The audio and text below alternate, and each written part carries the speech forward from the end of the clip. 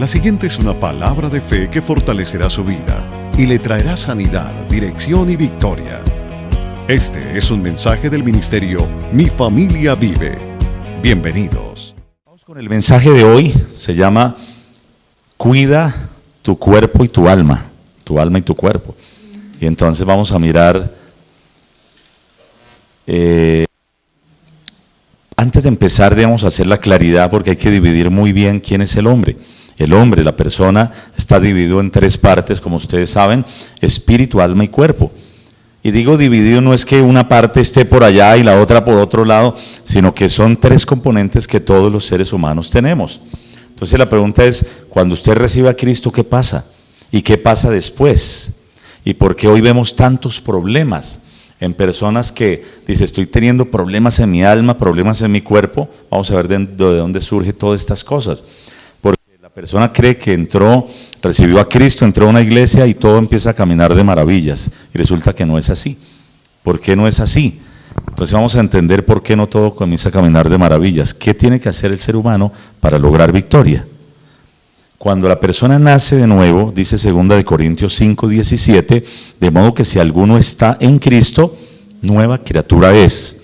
Las cosas viejas pasaron, he aquí todas son hechas nuevas. Y eso es un enunciado poderoso porque nos está hablando de la parte espiritual. Significa, cuando usted nace de nuevo, su espíritu nace de nuevo, arranca de cero, renace, revive. El Señor cumple la promesa que había dado en Ezequiel, que dice que y os daré un corazón nuevo y pondré mi espíritu dentro de ustedes y haré que me teman y que me sigan perpetuamente. Entonces, Él pone su vida dentro de nosotros, la pone en nuestro espíritu. La pone en nuestro espíritu. Usted es una persona nueva en el espíritu, pero en su alma no pasó nada, ni en su cuerpo. No pasó nada. Si usted medía 80 kilos antes de hacer la oración de fe, después de hacer la oración de fe seguirá pesando 80 kilos. Si usted tenía el pelo rojo antes de hacer la oración de fe, después de hacer la oración de fe seguirá teniendo el pelo rojo, porque no pasó nada, sino fue solo en su espíritu. Su espíritu ahora es renacido, tiene la naturaleza de Dios, ahora tiene ya esa vida justa de Dios, la vida recta de Dios, la vida santa de Dios, ya la tiene. Entonces ahora Dios nos dice que tenemos que hacer algo con el alma y con el cuerpo, que es donde se presentan la mayoría de problemas, donde hay dificultades. ¿Qué nos dice en Romanos 12 del 1 al 2? Dice, así que hermanos, les ruego por las misericordias de Dios que presenten sus cuerpos en sacrificio vivo, santo, agradable a Dios, que es vuestro culto racional. Entonces lo primero Dios dice, presenten su cuerpo, porque ese cuerpo ahora ¿a quién le pertenece? A Cristo. Lo vimos esta mañana en el discipulado, le pertenece a Cristo. ¿Por qué le pertenece a Cristo? Porque cuando usted hizo la oración de fe, lo primero que dijo fue, yo declaro que Jesucristo es mi Señor, y la palabra Señor significa es mi dueño, es mi amo. Entonces Él lo compró con el precio de sangre, y si le pertenece a Él, ya no le pertenece a usted. Usted tiene que entregárselo al Señor, porque es de Él. ¿Sí o no?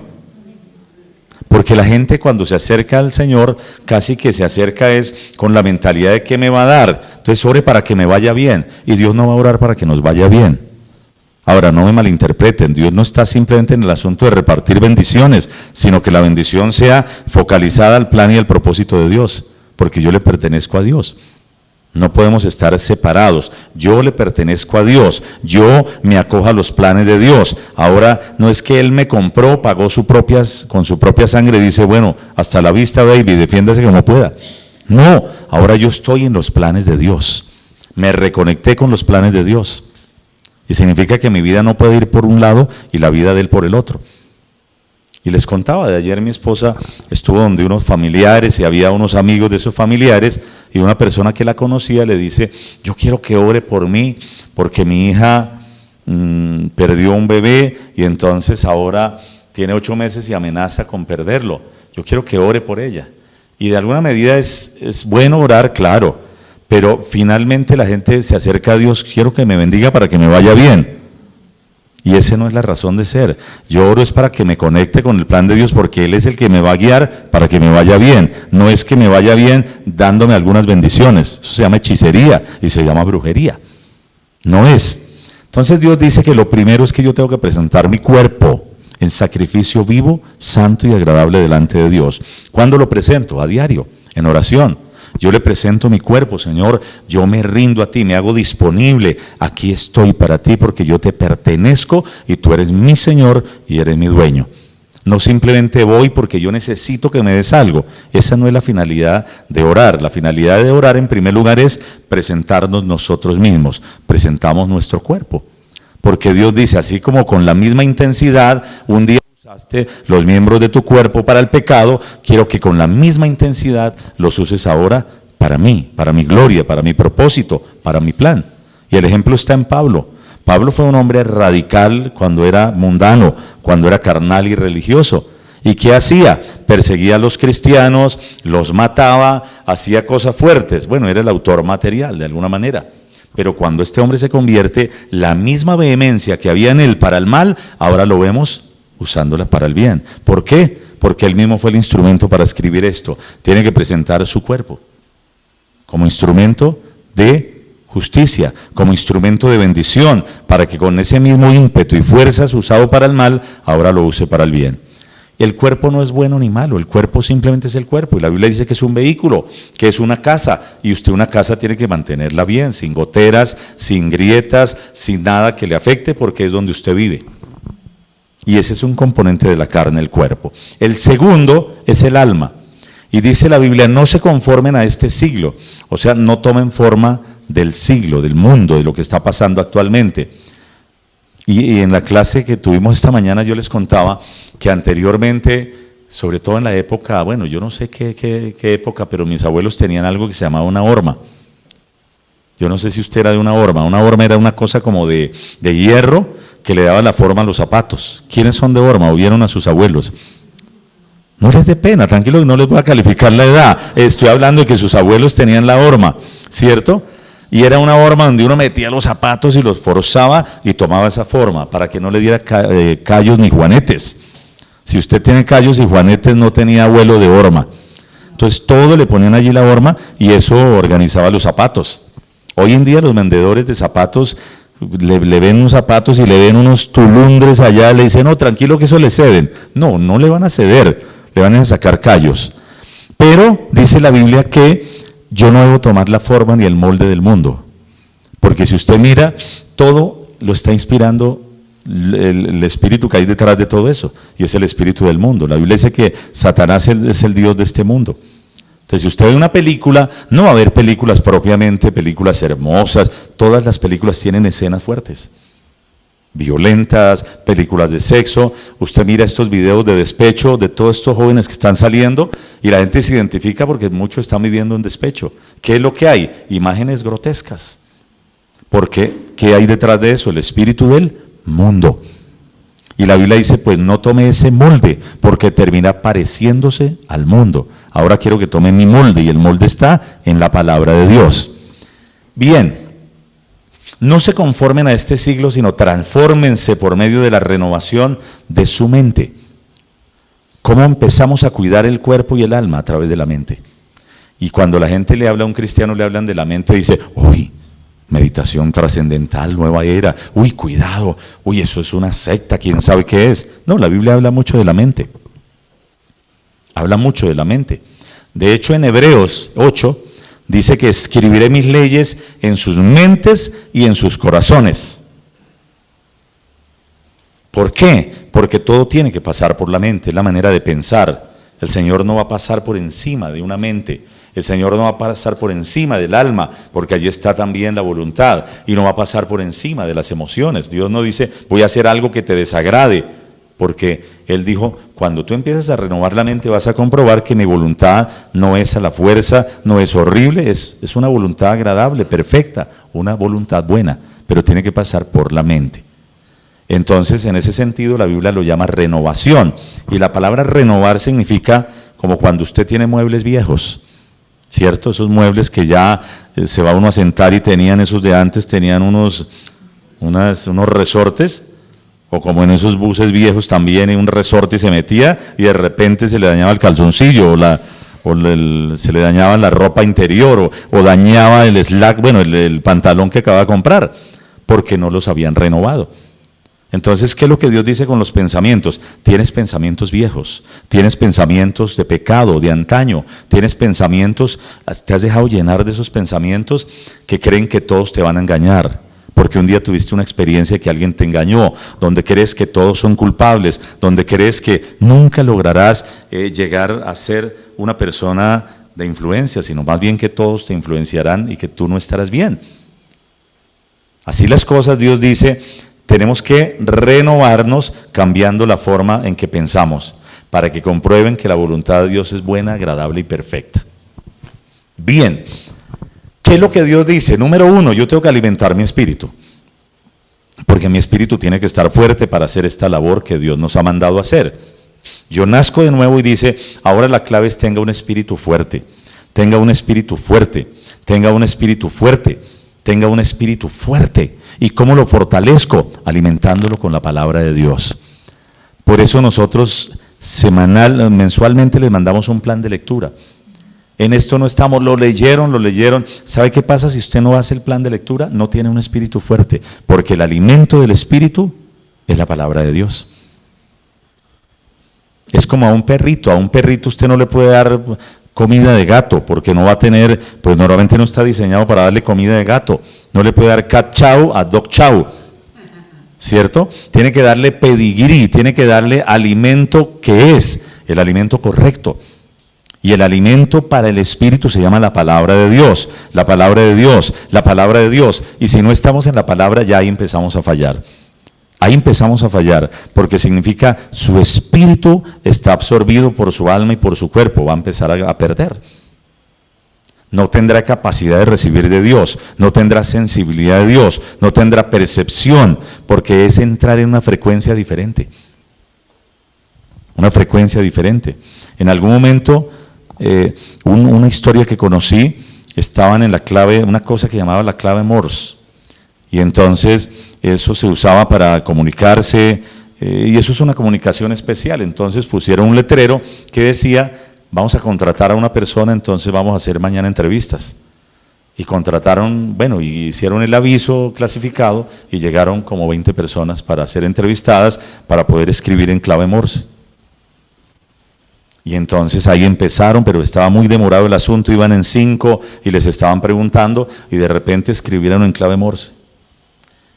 Quien sepa realmente clave Morse, adelántese de todos en la lista y pase y usted tiene el trabajo.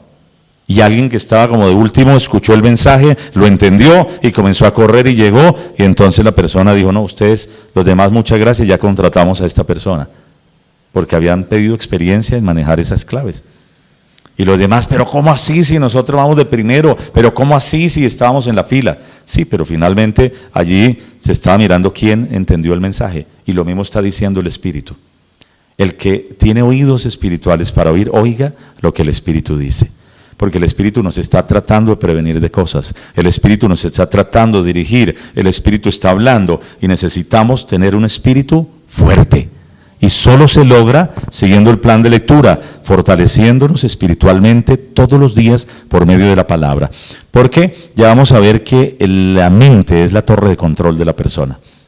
Y entonces le quieren llegar pensamientos. Y no siempre los pensamientos son inspirados por la misma persona.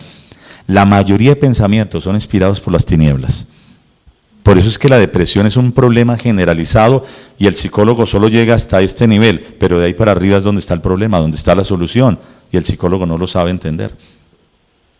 No lo entiende porque es un problema que tiene solución en el mundo del espíritu.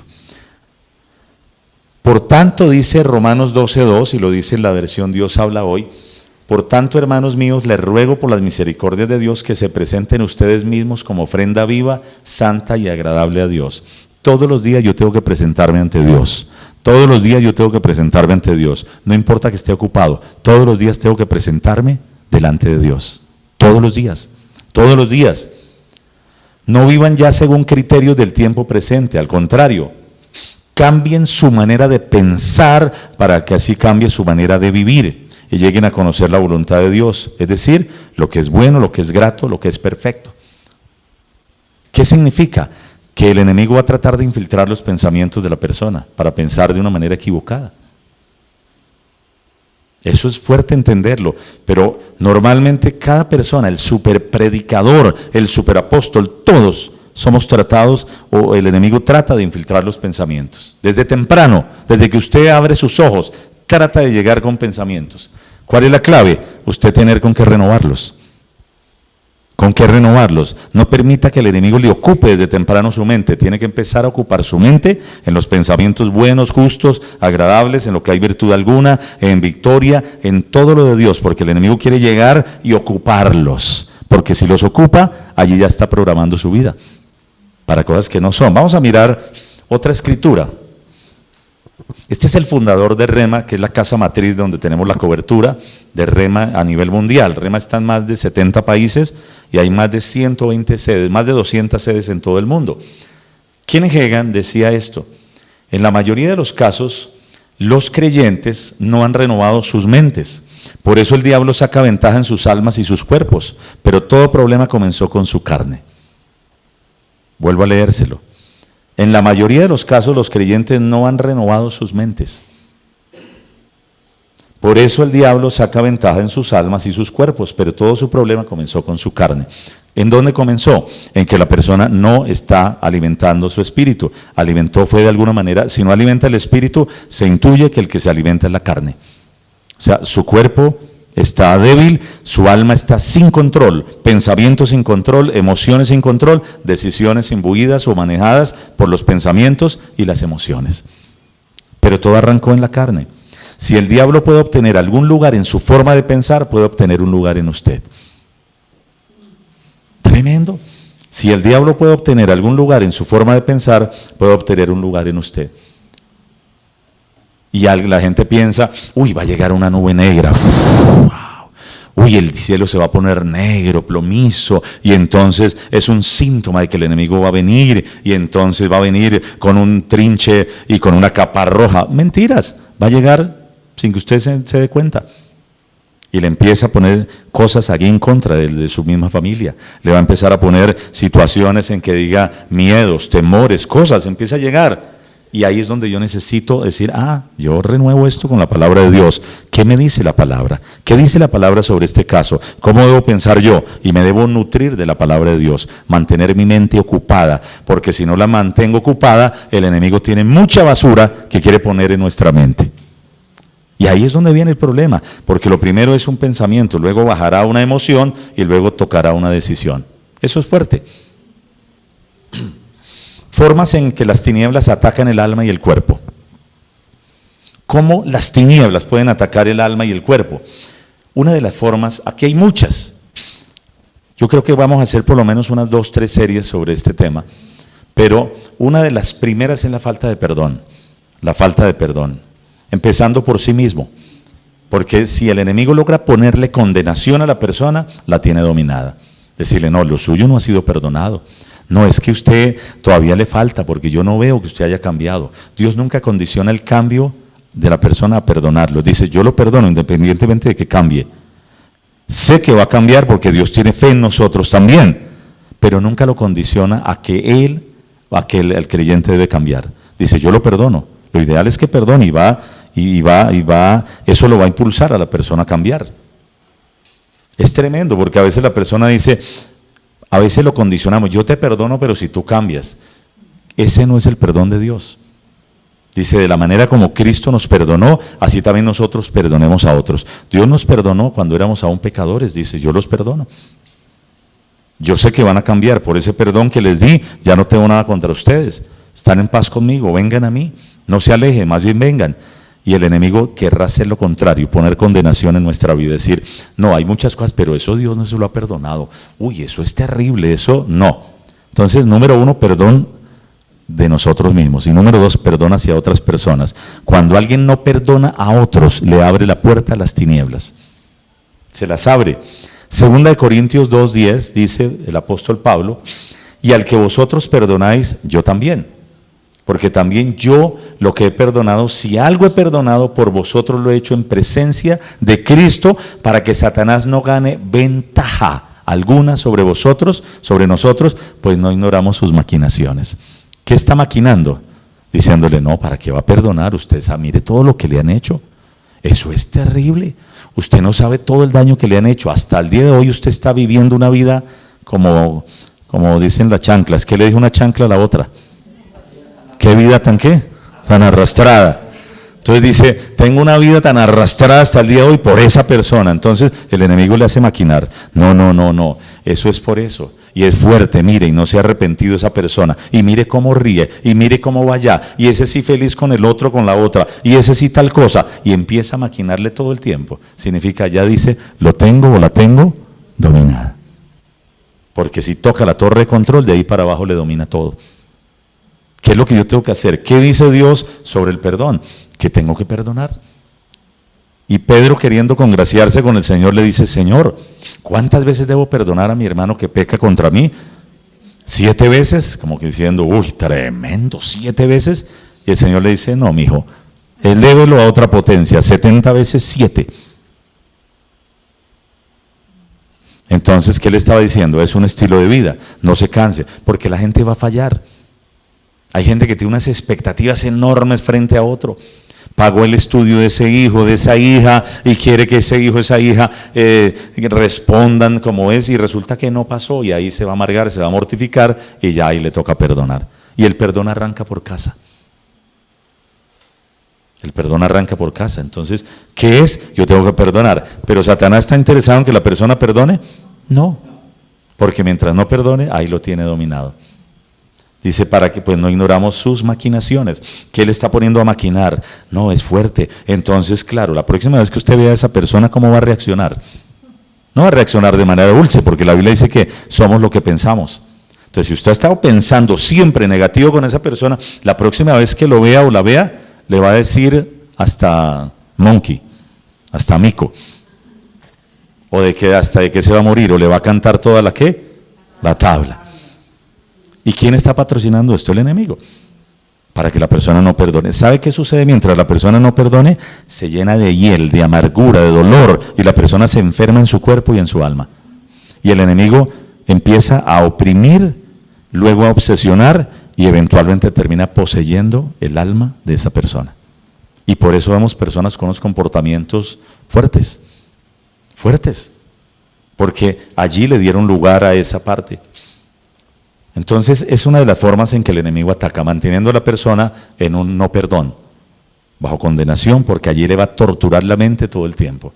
La venganza más grande que usted puede tomar contra el que le ha hecho daño es perdónelo, porque usted lo libera, usted lo suelta y usted se suelta. Mientras usted no perdone, va a vivir ofuscado, ofendido, amargado a toda hora pensando en eso, y esa persona quizás por allá disfrutando las cosas, y la persona sí está ya con ese dolor y esas cosas. Entonces, esa es una de las tantas formas como el enemigo está afectando. Siguiente, ¿cómo el diablo puede acceder a la vida de un creyente? Por preocupación y angustia.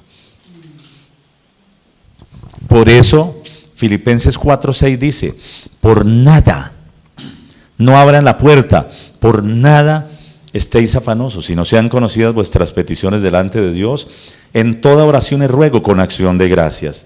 Y la paz de Dios, que sobrepasa todo entendimiento, guardará vuestros corazones y vuestros pensamientos